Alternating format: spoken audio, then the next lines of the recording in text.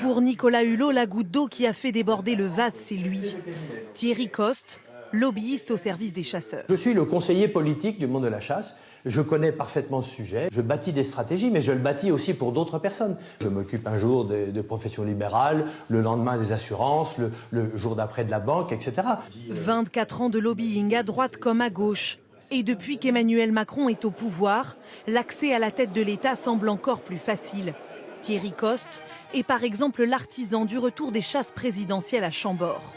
Son argument choc, la chasse, c'est plus d'1 million d'adhérents, un électorat potentiel de 3 millions de personnes. Face à ce pouvoir de persuasion, une seule obligation pour les lobbyistes, s'inscrire dans ce répertoire officiel et remettre un rapport annuel. 1600 lobbies référencés, des cigarettiers aux associations religieuses, en passant par les agriculteurs. Jusqu'où vont leurs méthodes?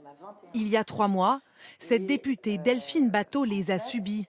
Elle voulait interdire le glyphosate. Elle rédige alors un amendement, mais avant même le débat, elle découvre qu'un lobby agricole, l'UIPP, s'est procuré son texte. Qu'on se procure par derrière des amendements, qu'on envoie par derrière des mails pour dire faites en sorte que vos députés votent contre, etc. Là, on est dans autre chose. Intérêt privé, intérêt public, la frontière est de plus en plus poreuse. Certains lobbyistes sont devenus conseillers ministériels. Ils sont 43 dans ce cas sur 298. 1 sur 7, ce n'est plus une exception.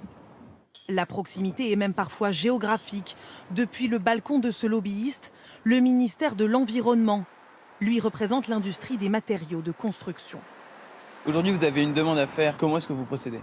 Je téléphone au conseiller qui est en charge du dossier. Il va me donner un rendez-vous quelques jours après. Il faut reconnaître qu'aujourd'hui, les délais sont de plus en plus courts pour obtenir un rendez-vous et ça, c'est très positif.